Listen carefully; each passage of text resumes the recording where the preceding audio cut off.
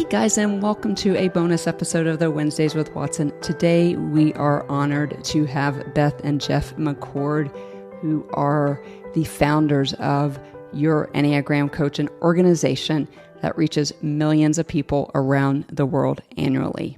If you've been hanging out around the Wednesdays with Watson podcast for any amount of time, you know that I have a passion for the Enneagram, particularly when we can use it to help us heal from hurt and trauma. Beth in particular has spent the last 20 years pursuing her passion to come alongside individuals and help them rewrite their stories, allowing them to see lasting change and meaningful relationships and a life of deep purpose. She wants to let you know that that is possible. Along the way, she has also trained and mentored thousands of coaches to do the same. This passion is what drove her and her husband, Jeff, to establish Your Enneagram Coach and create a community that is a safe place for individuals to explore the Enneagram. Having been trained herself by the best Enneagram experts and pouring hundreds of hours into advanced certifications, Beth is now globally acclaimed leader and simplifying the deep truths of the Enneagram from a biblical perspective. She comes to us as a type 9, the peaceful accommodator. Her husband, Jeff, has served in a pastoral leadership for several churches and organizations for more than 20 years. He has a master's degree as well as multiple certifications in pastoral counseling, family, and church mediations, as well as gospel coaching. The Enneagram transforms Jeff's life, family, and ministry, leading him to co-found Your Enneagram Coach with his wife, Beth, providing Enneagram resources to individuals, couples, and groups. Their mission is to help people see themselves with astonishing clarity so they can break free from limiting patterns and have freedom in Christ. Before we begin today's episode, though, I do want to address something, because the mission of Jeff and Beth McCord and their organization, Your Enneagram Coach, is simple. It is helping people discover, explore, and become their best self. If you are not following them, you should. I will provide that contact information in the show notes. They've written books like Becoming Us, using the Enneagram to create a thriving gospel-centered marriage. They've also written journals for each type, which I will ask them about a little bit later in the interview. But before we begin, and since this book that we will discuss today will be the foundation of all of Season 4 of the Wednesdays with Watson podcast, I want to direct your attention to another podcast where Jeff and Beth address the question that some Christians have regarding the use of the Enneagram as a Christian worldview. That interview is on the Grace Enough podcast, and I have also linked that in the show notes. One of my favorite quotes from Jeff on that episode came towards the middle of that podcast episode, where he says, and I quote, "The Enneagram is always to be under the authority of Scripture." So if you're still questioning, go listen to that episode where a lot of general questions regarding the Enneagram are answered. Today, though, we are here to talk about their new book, More Than Your Number, which drops September 20th.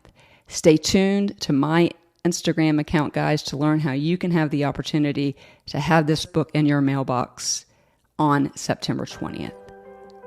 So with all that being said, let's drop into this conversation with Jeff and Beth McCord.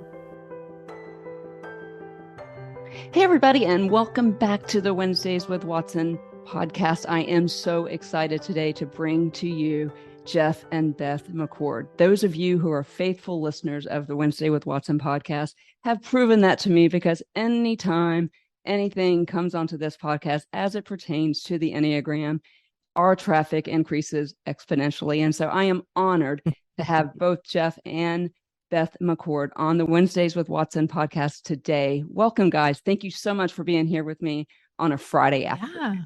Oh, we're so excited to be here and just to talk and share some commonalities together. Well, I am grateful for both of you. As I mentioned, those of you who are tempted to scrub through the introduction, make sure you go back and listen to how we introduce them. These guys have been doing this for about 20 years, I believe 2001, 2002. That's right. And they know what they are doing. And we're going to talk about a new book. Well, let's not get too far. We don't exactly know what we're doing. We know that we don't know what we're doing. That's right. Yes, that's the key criteria. That's the six. That's the six. Yeah. Coming out. Yes. You got me, Amy. You got me. That's so awesome. funny. Well, I am so grateful that you guys have taken the time, because as I mentioned, my listeners devour this, and we did take a journey in season 3 where most of my content is born out of my own desire to grow, my own desire to heal. I am a survivor, as many of my listeners know, of 35 years of trauma, ranging from childhood abuse to domestic violence. And so we spent all of last season talking about how we process trauma based on our main Enneagram type. And that series really helped a lot of people. But that was born out of a curiosity of a very difficult time in my life, whereby I had been in counseling, I'm still in counseling, but I knew that I needed more. And so I doubled down and I hired an Enneagram coach who happens to be one of yours. And so in true Enneagram style, I just want to thank you for the gift, the precious gift that is Carissa Harrison. She and I have been working together for a little over a year. And to say that the results of my work with her is life-changing is a vast, vast understatement. Absolutely. I mean, the Enneagram, as we all know that have been a part of the Enneagram, it is an amazing tool that brings astonishing clarity to what's going on inside us and why. But when you hire a certified Enneagram coach, the things that they can walk you through step by step is truly amazing. And so, yeah, I totally agree. And I'm so thankful that you reached out and got a coach to help you, just to go a little bit further and a little bit deeper so that real growth and transformation can take place. Well, speaking of going deeper, we are going to talk today about your new book coming out September the 20th, More Than Your Number. And when I say that this read is a must read, and guys, listeners, when you get this book, and we are going to have the opportunity for one of you for it to land in your mailbox on September 20th. Stay tuned to my Instagram account for the way to do that. But this is a book that you're not going to want. I mean, get it on Audible. That's cool. But make sure you have the book and the highlighters and the pens and all the things. This book is called More Than Your Number. And so as I mentioned in my intro, you guys have written other books. I'm looking at some right behind you, the journals that I want to talk about towards the end of the episode. But what inspired you guys to write More Than Your Number? Wow, I'm not sure if it was more inspiration or just biography.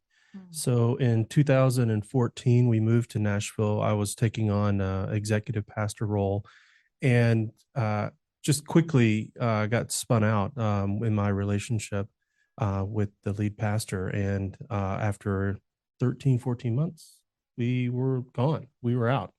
And it was in that season of not having a job, trying to figure out what's going to be next, that I started meeting with a therapist to deal with my own recovery. Started attending recovery meetings as well, the adult children of alcoholics and dysfunctional families, ACA.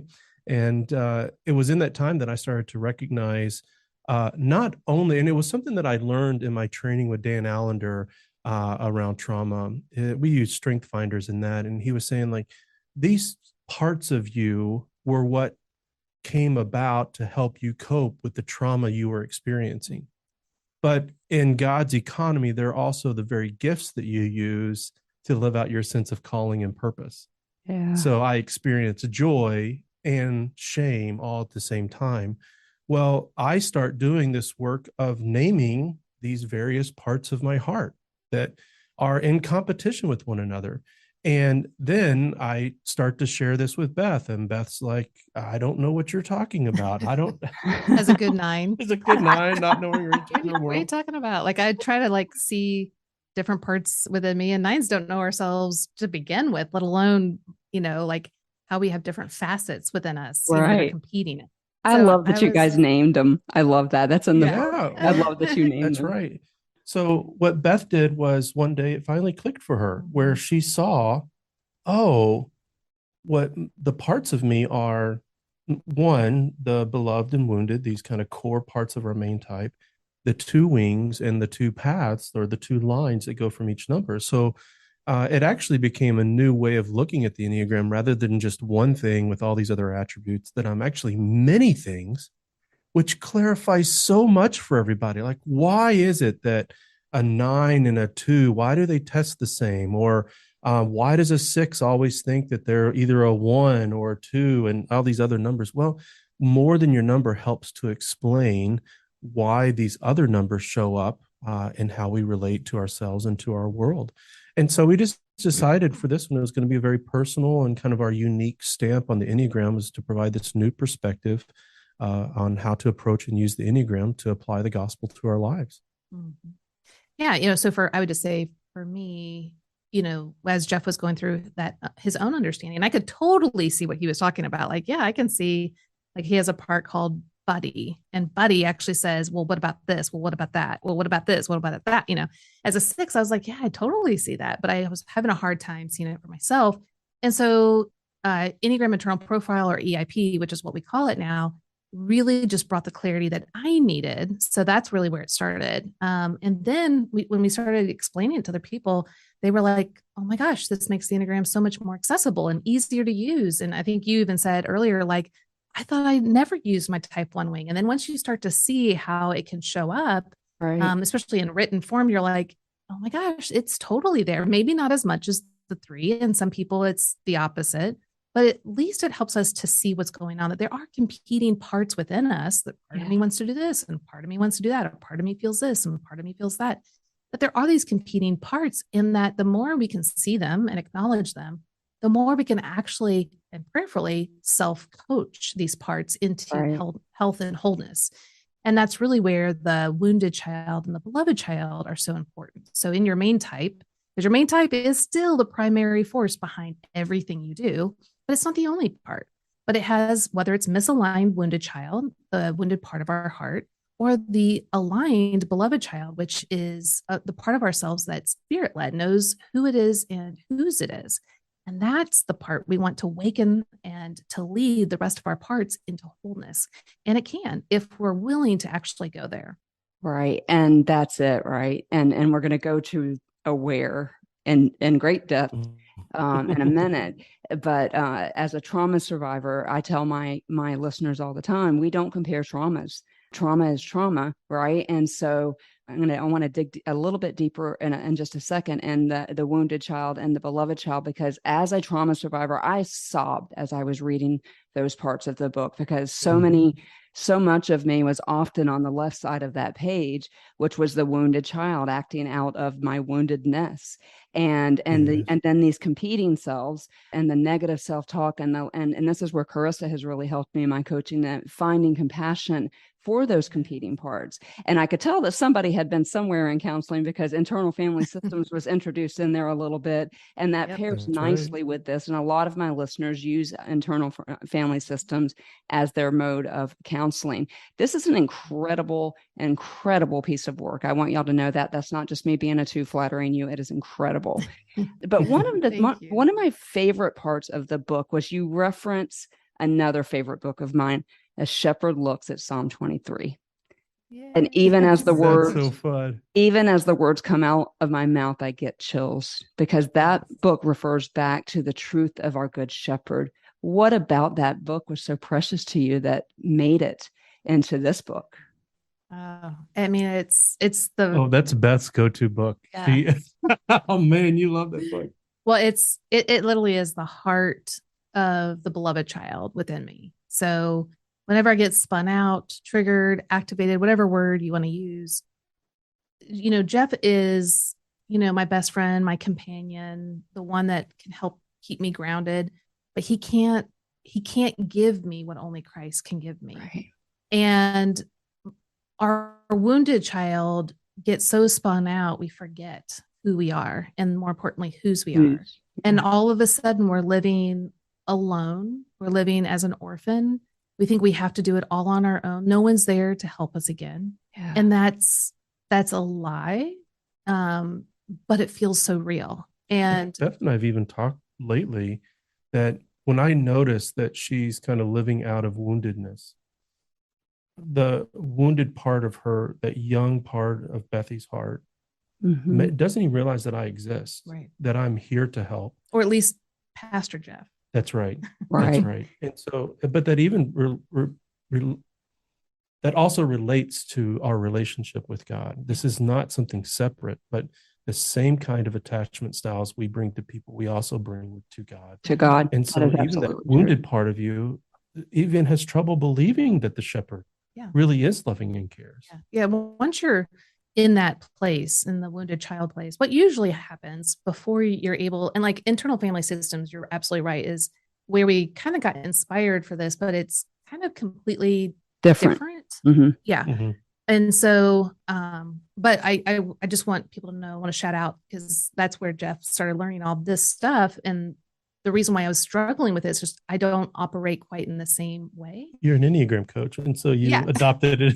And so I saw it through that lens. But all that to be said is, like, when the wounded child is activated, we're really living out whatever age that wounded part of our heart is being activated in. So whether it's a 5-year-old, a 13-year-old, 21-year-old, whatever part of our heart, and it really can only see and react in that way. Yep. And so the intro of the book, which is really what you're referring to, about A Shepherd's Look at Psalms 23 by Philip Keller, it is my primary way of grounding myself in truth.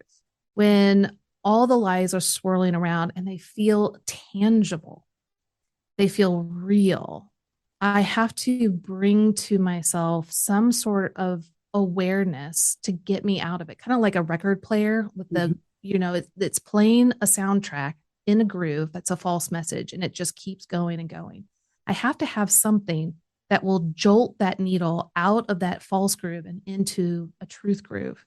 And so you'll see in the book. So I hope everyone will go get the book, because in the book is the actual picture that I have on my phone. And that picture represents my beloved child, who I really am in Christ and where I'm at, which is in his arms. And when you see the picture, you'll see this peaceful, restful, secure demeanor on the face of a sheep in the arms of its good shepherd. And I have that on my phone because we're always forgetting how we are loved and cared for. And that brings me back to the truth that no matter how I'm acting, whether in healthy ways or unhealthy ways, no matter what I'm doing in sinful or unsinful ways, I am safe and secure in what he has done on my behalf, not what I'm doing. And when I recognize that, it allows my heart to calm down and to move in a new direction, a healthier direction. So that's why that book has been so impactful for me. Well, Amy, I want to ask Beth a question, and you can do this briefly. You don't have to take it. But one of the unique insights about EAP is that we can also sequence these parts. So when Beth is Bethy, we call her Bethy, Beth's wounded part is activated. What other parts of your Enneagram type, wings and paths, what order do they show up in? But we'll do it in like a minute. That's a great question. So you're a 9. Yeah, for listeners, she's a 9. So yes. That's a fantastic question. So little Bethy, and here's the other thing I want to say before we jump into this. So our connecting types, your wings and your lines, are going to either follow the lead of the wounded child or the beloved child. And this can shift instantly. Like if my heart all of a sudden gets grounded back into the beloved child, these parts of our hearts are going to follow the lead of the beloved. But when we get spun out, it's going to also follow into the less healthy patterns. And the reason why I want to say that is because so often what we normally do is we shame ourselves, we condemn ourselves. We have contempt towards these parts. And we're trying to get rid of them, be critical of them, like somehow that's going to work. But that's actually the opposite. And that's where IFS really helped us to learn, no, we want to befriend these parts. We want to welcome these parts. It doesn't mean we agree with what they're doing. Right. But just like you would a little child who's spun out, you come alongside, you listen, you attune to them, and then you bring direction and guidance and provision for them. So that's what we want to do with these parts. So when my little Bethy, the type 9 part, is spun out, usually it's because I'm afraid of conflict and tension. Maybe I've gotten overlooked somehow. I feel like I don't matter. What usually happens is my type 6 part shows up, and I call her Worrying Wendy. And she's trying to help little Bethy think of all the worst case scenarios to lose connection with people, because that's what Bethy wants. So again, my type 9 is in the lead, but these other parts are going to assist. So, okay, little Bethy, if you go against what Jeff says, maybe he'll get upset. So let's just go along to get along. Or, well, if you go this direction, this might happen. So she's trying to navigate relationships to keep the peace. But she's she's a 6, but she's operating out of the direction of the type 9. Now, the type 3 then shows up. I call her, when she's misaligned, not good enough Natalie. And Natalie's like, you're not doing it good enough. You're not successful. No one's going to admire you. They don't even know your value. Like, what are you worth here? So she's kind of shaming me and putting me down in those ways. But then vicious Victoria, my type 1 part, will come in, and she is like, you're a bad wife, or you're a bad mom. It's much more of a ethical, moral perspective, and it's very harsh and critical. And when that all happens, I'm really getting spun out to the point where I'm not even thinking straight. The fog is really thick. But then my 8 part shows up because she's had enough. Like, she's watched all this mayhem happen, and she is like, all right, everyone get out of the way. So she plows over Wendy and Natalie and Victoria, and then she comes outward. And that's what Jeff usually... usually Jeff only experiences. See, that's the amazing thing about this is that I can start to see some of it happen, but what presents to me is the 8 part of Beth's Enneagram type. And so then that's when I know, like, there's been a whole other sequence of events that have happened. I didn't know that before. But I didn't hear. Oh, no. And now we have language. Yeah. So all he would see early on was Regina show up and be very kind of persistent and stubborn and, kind of plowing over him or the kids to get what she, to protect little Bethy. Because that's what 8s do. 8s are the passionate protectors. Yeah. So they all have good intent, but if they're misaligned with the wounded child, they're going to do it in ways that actually creates more harm than actually help. So that's where we need to be aware of how these parts are affecting us. And like we talk about it being like a rumble strip on the highway. So when my heart gets misaligned, I can start to see inside me, like, oh, Wendy's starting to get like anxious and like thinking of all the things, and that anxiety is coming out towards the family, and they can start to sense it. And then once they push back a little bit, they don't know that this is going on. That's when Natalie comes online and Victoria, like, see, you're not even doing this right. How dare you? But then what they see next is raging Regina. And yet all that other stuff is going on. So if I can be aware of the dynamics that are happening inside me, I can start to ask for help, let them know what's going on. Like, hey, I'm really nervous because we might be late, or, we might not have all the equipment or materials we need for such and such a meeting. So whatever is going on inside me, I can now say it as I'm starting to feel the anxiety, starting to feel the misalignment, versus allowing it to just derail and fall into the same common pitfall. So now that is the best case scenario, is that you see it before it happens. But even if it's happening, sometimes Jeff will say to me, hey, who am I talking to right now?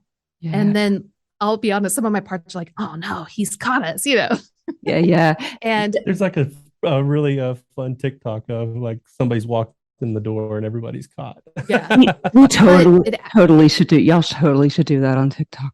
That would be amazing. Yeah, that would be actually good. But so there's, but then the parts are like, oh wait, he actually is calling me out because he cares, not to shame and not to hurt. And so that's where we can then have more honest conversations. I love the fact that you just said the word, he's calling me out, versus, oh, he's attuning to us. Mm. Yeah. One is way more compassionate, but oftentimes your parts, your team feel my presence. When they're misaligned, they think they're in trouble. Yeah. But what you're trying to do is attune. And once they can see that it's attunement, not calling me out or getting me in trouble, then they can calm down and move. We can move towards one another. Right. And that's why this is so important, because really, ultimately, they're all of these parts are trying to attune to little Bethy. She's so afraid to be alone again, to not matter, to have conflict in relationship. And that's where Coach Beth, the beloved part of my heart, needs to awaken and come back and get really to the driver's seat of this bus of all of these kiddos. I loved that analogy in the book. Yeah. And to lead the parts. And when she's at the helm, she knows like the beginning of the book with the little sheep, that she is beloved. She is safe and secure. She has all that she needs in Christ and what God has provided. Jeff can never come through for me fully. Other people can't. I can't come through for myself fully, but it's already been taken care of. And so what I need to do is rest and depend solely on what's already been accomplished. And it's at that place, then my heart gets more free, my head is more clear, and I can move in a direction that all my parts can be like, oh, wait, there's actually healthier ways for Wendy, because I need Wendy, my type 6 part, to let me know what's going on. And she's really the warrior. She has the courage to go through hard things. My type 3 part, Natalie, she is remarkable in saying, hey, let's make this more efficient. Here's what we need to do to get things accomplished. And my 1 is very principled, keeps me grounded. And then my type 8, she really does give me the confidence and the courage and the strength and the tenacity to plow a path for others, kind of like your Enneagram coach and having coaches like your coach to allow them to flourish in the way that they should, the way that God has called them. And that's all based on supporting the type 9, the way God has created me to be. Right. And they are there to support, but hopefully we're going to do it in that beloved way versus the wounded way. And I love the way that David describes it in the Psalms, where he says that I've learned to quiet my soul, that all of this noise is happening. And it could be like we talk in the book about all of these parts on a bus and who's driving the bus. I think of it, I was an athlete and through college, and so I typically think of it in terms of a team. IFS thinks of it in terms of a family. Whatever metaphor helps to capture what's happening inside of you. But the possibility is that through the work of Christ and now applied by His Spirit, gives me the resources needed to learn how to quiet my soul, to learn how to apply the truth of the gospel, not just to me as a singular, but me as a multiple of what part of me needs to hear the truth and what truth is it that they need to hear? Because as Beth mentioned, her 6 part or 3 might need to hear something different that would really be encouraging to that part of her heart rather than just one blanket statement. Because, even I think it's Mark 8 or 9, where a father says, I do believe, help me overcome my unbelief. He was both and. Right. And aren't we all? Yes. Yeah, it's so true. David in Psalms 42, why are you downcast, O my soul? My soul. Put your hope in God. So there's part of his heart that's hopeful and like, hey, put your hope in God. He could see the hope before him, but there's that other part of him that's downcast. So he's demonstrating how we can navigate our own heart when it is conflicted inside. And I think that's so helpful because as a 9, there's a part of me that just wants to shut down, withdraw. But then that 8 part of my heart wants to be really strong and tenacious and get everyone out of my way. And those are very different parts and they're happening at the same time. I'm sorry, and for me, the 2 part just wants to save the world. I don't want to deal with my 3 or my 1 or my 4. I go directly to 8, which is I'm not proud of. So I think you guys used one of my favorite scriptures. It was actually my birthday verse, which is just, the birthday verse was actually a concept introduced to me in one of the darkest times of my life. So you take your birth month and your birthday and you pick a birthday verse, and mine is Romans 12:1. And so send me a birthday present on December 1st. No, I'm just kidding. But that verse talks about, I beseech you, therefore, brethren, by the mercies of God, that you present your bodies a living sacrifice, holy and acceptable unto God, which is a reasonable service. But we forget that second verse. We do this by the renewing of our minds. And so how can we do this? How can we create this Enneagram internal profile? In my mind, it's this: we are aligned with the gospel. Because we're either misaligned with the truth of the completed work of what Jesus did for us on the cross, and we think we need to save ourselves. If we're aligned with the gospel, operating out of that beloved child and that's climbing up in the shepherd's lap, knowing that he will leave the 99 to find the 1, hearing his heartbeat, then we can understand all of what we're going to talk about, because we're using words like IFS. And by the way, for those of you who don't know, that's internal family systems. And we are going to, as we dive deeper into what this book is about, More Than Your Number is about what Jeff and Beth have created, the Enneagram internal profile. And you just heard Beth walk through it beautifully as a 9. And if you're okay, Jeff, I would love you to walk through it as a 6. And that question is a little bit selfish because I do life very closely with a 6. But I would love to know what that journey is like for you, as she just outlined for us. Well, it's really interesting as I think through my own profile. And so I'm a 6, and so I've 5 and 7 are the 2 wings, and then 3 and 9 are the 2 paths. And so similar to Beth, I've named these parts and have even written the stories out of the stories for each of these parts. When I first experienced them as a child, how they were a help to me as a child and how they were a burden to me as a child. But if you really want to blow people's mind, my parts have relationships with her parts. So when Regina shows up, and although it's not connected, but we are part of all 9, there's parts of all 9 types in us. We call my 8-part Reggie. So when Regina comes out, Reggie comes out. and it really gets big and saucy. I bet it's interesting. Yeah. So as a 2 doing life very closely with a 6, like, I don't, this is a very, very good friend of mine, actually my roommate, and she's the person that, we go to movie theaters. She knows where the exit signs are, and I'll go to her with an idea, and she will find everything wrong with it, and it drives me insane. But understanding that, and so one of the questions that I was going to ask you is pretty rudimentary and maybe a step back because we're so comfortable with each other. We've jumped ahead a little bit, but I am interested in the listeners understanding, like we just kind of walked through it, but why is it so important and to identify the strategy that is so well outlined in this book? Cannot stress enough, buy the hard copy so you can write in it. Why is it so important to first identify? Like, I knew my stress path was an 8, my growth path was a 4. I tend to wing stronger to the 3. And like I said, I would have said there's not an ounce of 1 in me. All of my status updates are wrong. I don't have any attention to detail. I don't worry about being bad. But as I was reading this book, I thought, ooh, there are times when that 1 shows up, and I need a strategy to understand that. And I want to do it as a beloved aligned. I want that strategy.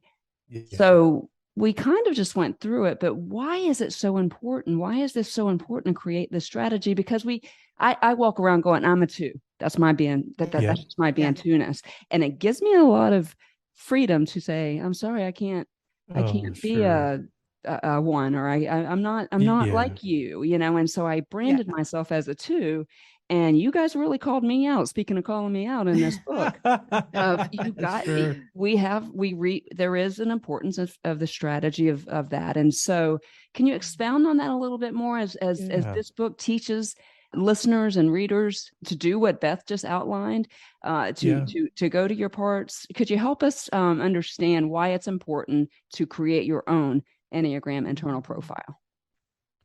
Well, there's a phrase that I've learned in recovery that I've really appreciated, that was, I started to notice how the principle shows up, particularly those who are interested in Enneagram.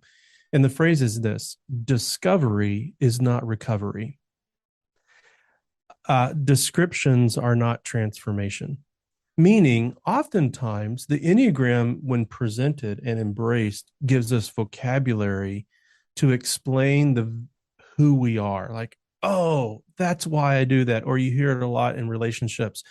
Oh, now I see you. I understand why you struggle in this way. The vocabulary and the descriptions are so helpful. But that doesn't mean anything changes. But nothing changes. It just means that we can name what has happened. I mean, I've gone through the 12 steps a couple of times now. And man, it's one thing to do steps. They say 3 steps and you're out, because you do the first 3 steps of naming the harm that was done. And then the 4th step is starting to identify the coping mechanisms that are getting in the way of adulthood relationships. And that's a really hard turn. Well, the reason why this work is so important is that the Enneagram actually gives us a map of understanding all of the God-given resources that we have to live out our sense of calling. So not only are we dealing with how we are relating to the world in an unhealthy way from these parts, But we also, by not addressing it, fail to recognize the gifts that we have to be able to live out our sense of calling. So it's a profoundly spiritual exercise to actually believe that what God has said is true, apply that to our hearts, that we can experience the transformation that you alluded to earlier in Romans 12, 1 and 2. Yeah. That by yielding ourselves to understand, okay, who am I? How am I engaging with the world?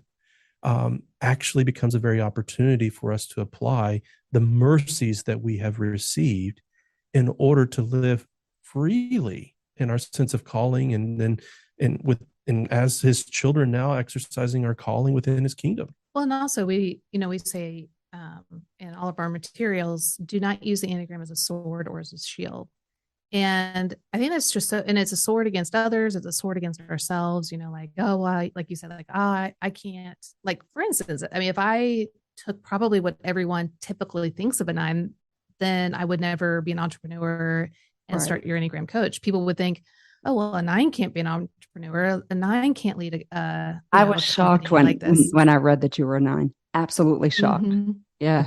And, and so what that means is, one, I am more than one thing. But also we can do hard things, like not just the 9, but all the types. All the types have hard things that they have to overcome.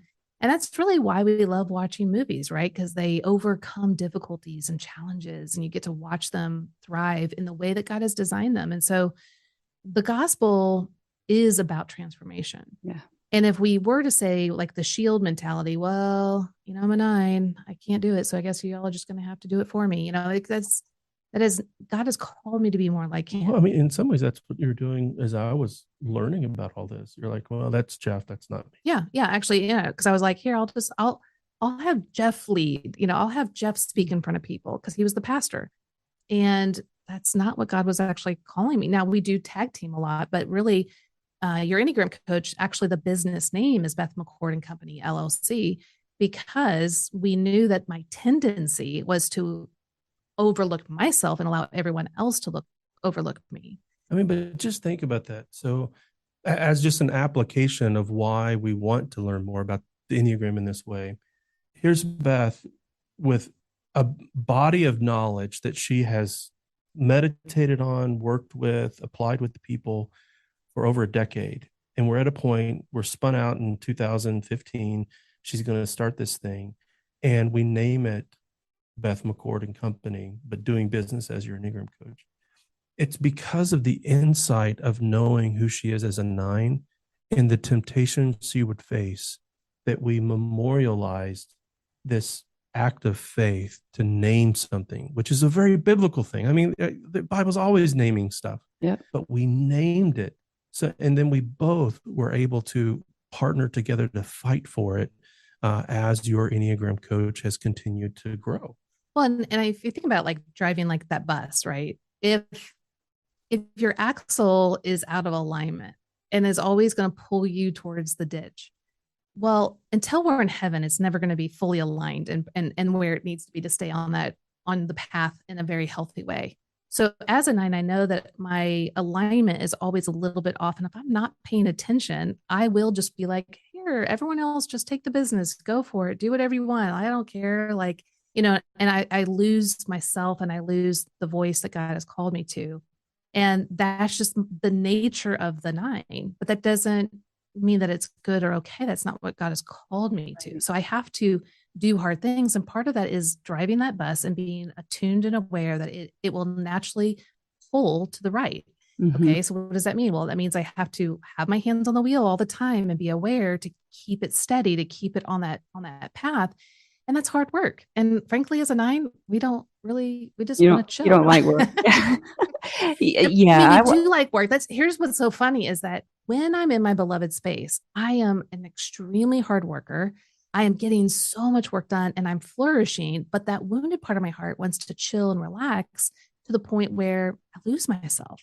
So when we start to do these hard things and awaken to these tendencies we have, we can see that it's actually not what we want. We think we want it. That it's the wounded self. That these are the strategies we've had growing up to quote unquote survive. Yeah. But it's actually not what's liberating, freeing, and enjoying. Right. It's when we do the hard things that we find joy and freedom in the ways that we were created to be. Right. And so, yeah. And I love one of the analogies that you guys use in the book, because we do want to make sure that we make clear that you always are your main number. So I'm always a 2, you're always a 9, Jeff's always a 6, but not all 2s look the same. And I love the analogy in the book that you use with the Sherwin-Williams paint. Like, I walk into Lowe's or somewhere and look at that and have a full-on panic attack. I'm like, I just want blue. That's all I want is blue. Sure. But so what this work does in this book, you talk about doing hard things. Guys, don't buy the book if you don't want to do hard things, because this is going to take you places to growth and challenge you to remember that you are only whole in the completed work of Jesus Christ on the cross, who made you. And when he made you, he said, you know what? We don't have one quite like this. And so, yes, I'm an Enneagram 2, and Beth, you're an Enneagram 9, and Jeff, you're a 6, but we're all different colors, and we have access to these other parts of us that turns this transformation. It takes us from observation of that, right? Like, we could read this book and go, oh, that's a good book, and put it on our shelf and never do anything about it. I'm still a 2. I'm going to remember my core fears, being unwanted and unloved. And when I start to pick a fight, it's probably because I'm feeling unwanted or unloved. I was abandoned as a child. And so I'll be in a grocery store with a friend, having the car key in my hand, and lose my friend in the store, and we'll have a full-on panic attack. And you talking about going off the rails. And so my encouragement to listeners, and I know this is your encouragement in this writing, is there is a difference between observation of this truth, that we have access to all these different parts of us, and doing the hard work that transforms us into the best that we can be, so that we can advance the kingdom of God through the way he made us. I call it our Psalm 139-ness. But my listeners are all wounded, most of them, or they love people who are. Everybody's wounded. But I have a lot of PTSD patients. I'm a complex PTSD patient. Lots of people hang on to these truths. And I want them to know that there is hope, because there are such great things about 8s and I know my path by heart, that I had, I would have said I don't have any access to my 4, yet I placed 2nd in a writing contest in Writer's Digest. I have a podcast. And I'm like, wait, I'm not just a helper. I'm not just And so guys, when you buy this book, don't just observe it, lean into it. It's very clear about what your paths are. It's not confusing. It sounds confusing when you're listening to it on a podcast, but it is not confusing. And so you guys write a lot about the difference between observation and transformation. And I think that's really important to highlight. Also, like you were saying, yes, like just talking about it right now, if people haven't read the book or dove into a little bit more, it can sound maybe a little confusing. But what's really cool, in the back half of the book, it is a cheat sheet for all 9 types. So we clearly lay out your Enneagram internal profile for you, and they're bullet points. So it's real short, sweet. Like, you can just see it all with clarity. And there's actually even one page that has all of it summarized. And that is really where a lot of the gold is, because you're going to keep coming back to that part of the book, whether it's for yourself or if your spouse or your kid, you're like, I wonder what could be going on with them. And then just being able to read that and observe that and ask clarifying questions is going to be so helpful. And you give us a gospel prayer for each. Yeah. Which is now printed and on my wall. That's awesome. So, I got the PDF version of it. So I've not seen that picture. I can't wait to see that picture. But yeah, you give us a gospel prayer, because I just think, I'm so passionate that people understand that no matter what you've been through, that we can heal from the completed work on the cross. To your point, Beth, we are never going to be whole until we see Jesus, but we can lean into this. You guys developed a greater way to do this. And I love this too, also printed and now on my wall. And there's this reference of being aware. And this is something that Carissa has worked with me a lot. Like, she's taught me to be curious, like, where are you feeling this in your body? And what are you doing? And just this concept of being awareness. But you guys made this fantastic acronym of being aware of the strip on the side of the road, so that we can come back to the back of the book and go, how can I find my which one is showing up here? I have not yet named mine yet. I'm terrified to do that. Which one is showing up here? Am I operating out of beloved? And it's difficult for me, having been abandoned by my own flesh and blood, to operate in a beloved as a beloved child. I've operated most of my life as a wounded child, leaning into that 3, accessing the performance part of the 3 to get through life. And it has served me very well until it didn't. And I ended up, I ended up in a psychiatric hospital for 5 days. And that was about 15 years ago. But what the Enneagram has done for me is it's helped me understand that my core fear and my core motivations are my number, but I have access to these other things. And so I would love for you guys to tell us a little bit about that acronym AWARE. And again, I'm going to stress again, buy the hard copy of the book. That's great. But talk to us a little bit about that, because I love it so much. I have it right here, but I want to hear it from you. Well, I mean, and this, you brought up an interesting point that I want to go back to, and then I'll walk through AWARE and this as a helpful tool, whether it be a moment by moment thing or a spiritual exercise to do daily. But you mentioned that you were terrified to name a part. Yeah. What is it that scares you about it? Because when you read the book, everybody's going to experience that. Yeah, I cried when I read the part of the book where Beth names the little Bethy.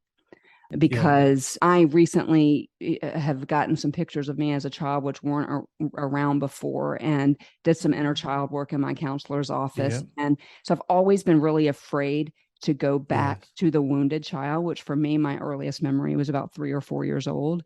And so, but listeners, hear me. Y'all know me. I'm willing to go to the hard places. And this is the work that I've done with Carissa, but I'm scared of what I don't know. Right. But I also know in my head that that's going to push me to the one that can carry me, that I can crawl up in that good shepherd's lap and hear his heartbeat. And he said, and hear him say, I left the 99 to find you, Amy.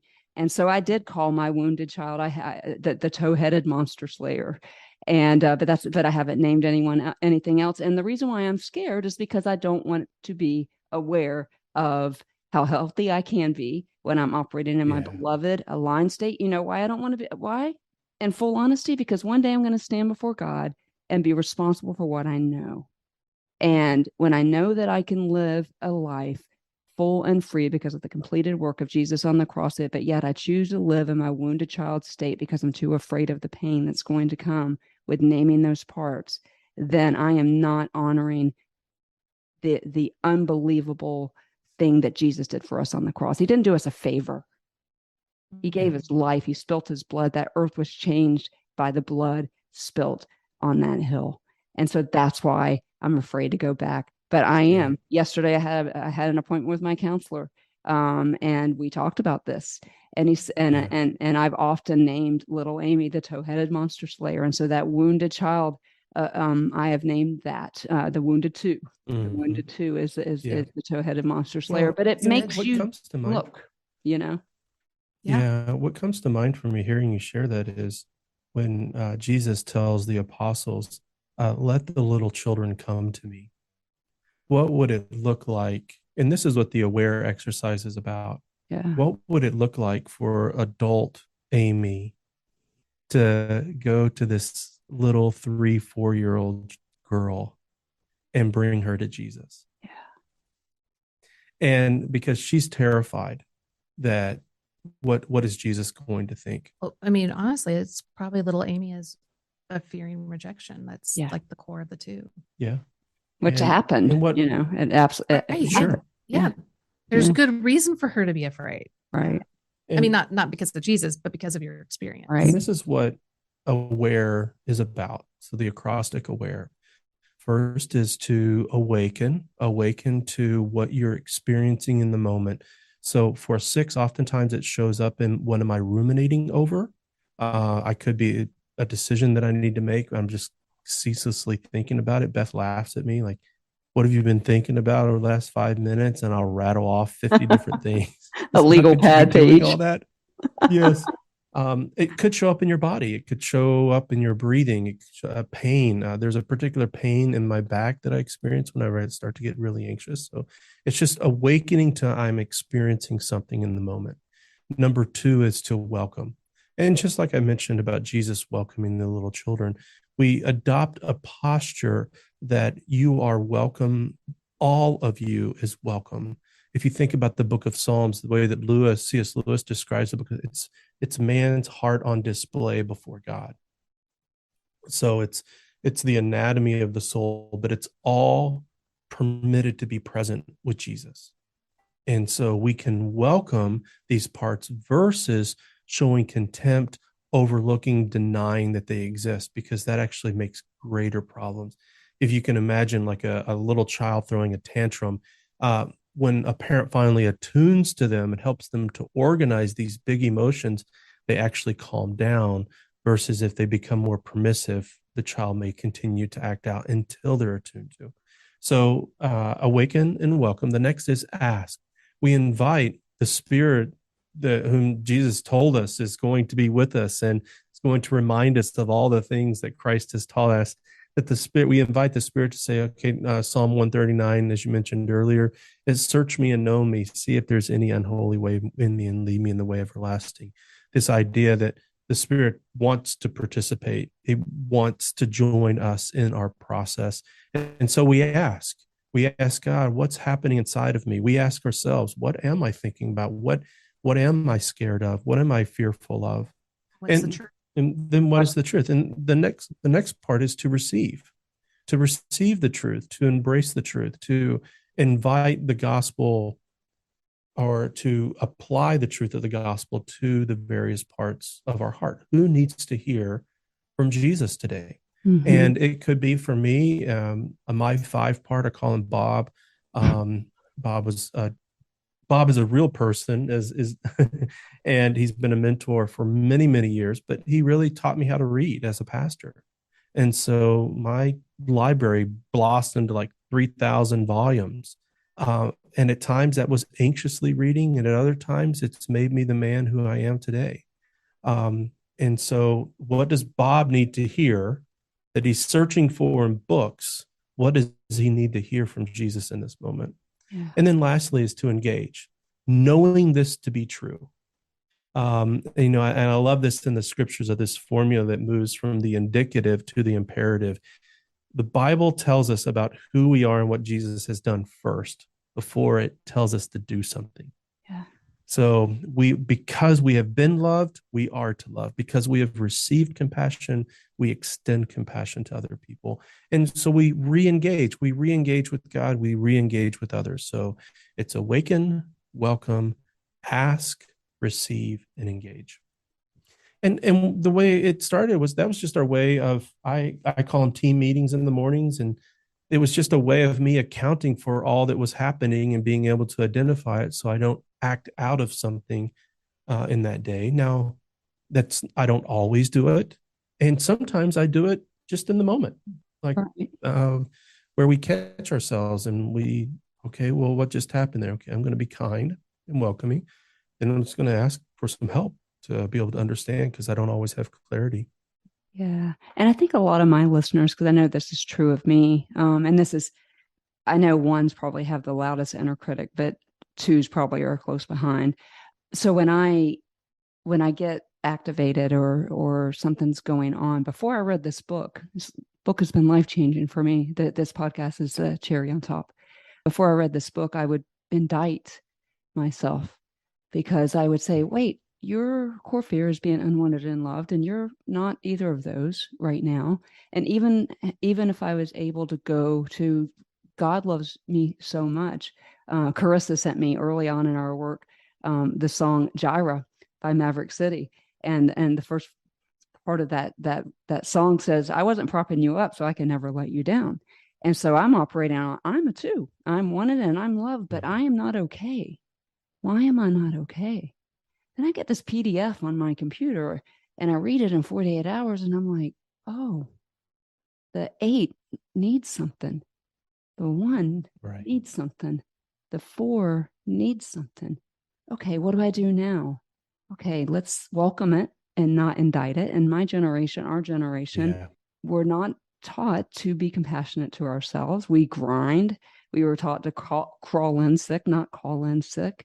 And so this idea of awaken and taking this time to, I love that, Jeff, the team meeting. So my 1, 2, 3, 4, and 8 team meeting is going to happen every day. But this book has been life-changing to me. And I think it will be to my listeners as we walk into a season of where I'm going to be interviewing trauma survivors who have navigated the waters of forgiveness. And why do we forgive? And do I forgive easily because I want to be wanted and loved, or do I forgive because I'm commanded to forgive?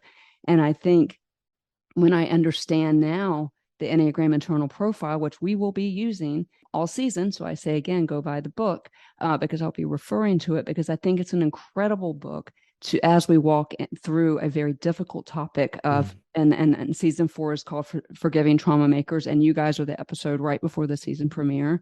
And so I want to express my immense gratitude for your time here today. The book is amazing. I am grateful to have gotten the opportunity to read it. I have already ordered it. And I say again to my listeners, check me out on Instagram. If you're not following me, click on that link that says Contact Amy.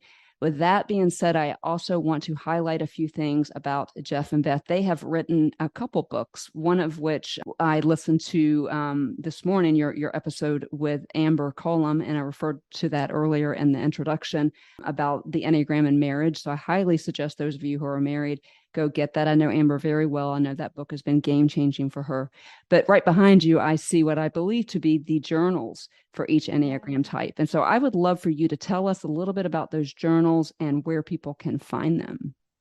Yeah, well, they can, be found at any bookstore online, even at Barnes and Nobles. If you walk in there, they're there. Sometimes not all of them are there. Sometimes they've been snagged, by someone. But so there are 9 different journals. They're 21-day journeys really through each type. So type 1s have a book, type 8s have a book, etc. And what's so great about the book is I'm really laying out the foundations of any Enneagram type for them to understand themselves and why they do what they do, but also how to transform and how to have growth and how to believe in the truth of the gospel and apply it to your life. But what's great about it is you can do it by yourself. You get your own book and go through each, 21 days, whether you do it fast or slow, or you can do it with another person or a group, because every day has the same topic and some common content, but it also has type specific content. Right. So Amy, you and I and Jeff, we could be reading our books and each day go, hey, let's talk about, whatever day, let's say day 11 on wings. Tell me about your wings. What did you learn about yourself? And then we could share about the same topic, but we'd obviously see that we're different. And how can we, one, better understand ourselves by sharing with another person, but also how can they learn more about us as we share about ourselves? And so they're really short, like a page and a half each day. So it's not very long. There's room to write, though. If you love to journal, you might want to get out another journaling pad, for more. But they're great, either gifts, stocking stuffers. They're great for Bible study groups, marriage groups. And they will pair nicely with this book, right? So as all of our listeners and our readers create their own Enneagram internal profile, I ordered earlier today. I never could find mine in Barnes and Noble. Apparently there are a bunch of 2s in the world. But so I ordered all 9 for a lot of reasons, but I want to go through the 1. I want to go through the 2. Oh, that's fun. I want to go through the 3. I want to go through the 4, and I want to go through the 8. And for those 2s of you listening out there, those are my that's my team that we're talking about when we talk about creating an internal Enneagram internal profile. So I think that the journals pair nicely with this beautiful book called More Than Your Number. They're rainbow colors. So if you love to have a little rainbow on your bookshelf, you'll have YouTube listeners are seeing that behind us. Yeah, they're rainbow colors. And I think that it would pair nicely especially my listeners who really come to this podcast for healing messages of the completed work of Jesus on the cross. And so when we talk about accessing these other parts with compassion, and we talk about the acronym AWARE, awaking to the thoughts and feelings and the body sensations and the inclinations, asking those internal parts questions. What do you need today? So headed Amy, and then welcoming what you need is just a nap, frankly, Right. and not judging and not judging that. Asking the Holy Spirit to guide me so that I can be a better steward of the healing that he's given me. And my listeners often know that is my main goal in life, is to be a good steward of the healing that he has given me, and to live out Joel 2:25. And there's this book has just given me so much more of a resource to be able to do that and receive the truth that I am both wanted and loved by the Most High God, and then engage with those other parts of myself in what Jeff calls team meetings. I'm forever going to call it now. That is fantastic. That's awesome. So those of you, I will put all of that information in the show notes. These guys also have their own podcast. Beth is your Enneagram coach on Instagram. Jeff, I wrote yours down. It's not easy to remember. It's Rev Jeff. That's funny. Yeah, actually, just go to your Enneagram coach. Just go to your Enneagram coach. That's the yeah. You don't need to. I rarely post all the content that we put on the Enneagrams at your Enneagram coach, but yeah, it's Reverend Hefe. I was adopted into the McCord family, but when I was 30, I found out I was Mexican, and so as a pastor, and typically an executive pastor, Jefe means boss in Spanish. So gotcha. Plus it's close to Jeff. So yeah. Reverend Jefe was the. Yeah. I looked it up this morning. And I was like, how in the world am I going to say that? Like, I don't even know what that means. So follow your Enneagram coach on Instagram. Yes, that's right. Beth is one of 3 people that I actually have notifications that'll pop up and I say, your Enneagram coach just posted something. Awesome. And so know that what you're doing everywhere, whether it's this book, whether it's books that you've written, whether it's your podcast, you are making the difference in the lives of people. When I tell you that the series that we did on the Enneagram and trauma were so well listened to, and people just getting these like I did when in my work with Carissa, saying, oh, my core fear was met from a very young age. And all of a sudden, all this self-compassion came. It's like, well, and then 2 words came after that. From when it came time to analyzing my behavior, well, of course. Yes. And so I think that's deeper now that I have 5 more parts that I can check in with. And so guys, go buy the book. I will be giving out a free copy that will land in your mailbox September 20th. Have they changed that date, or is that the date that it comes out still? Nope, that's the date. September 20th comes out. It's a beautiful cover, rainbow colors, and well written by both Jeff and Beth. Thank you guys for being here today. Do you have any other parting words for our listeners? No, we're excited for people to dive in. They're going to get the clarity they need, but more importantly, the transformation that they're looking for. And that really comes through Jesus Christ. So we know that the book is going to do a lot for many people. And I'll say this, Amy, and just as an encouragement to you, thinking of EIP, not only have you created something that's super helpful for people, but you did it in a season that may have been very difficult. I think you alluded to it, launching it during the pandemic. It's very 8-ish, and then you do it really well.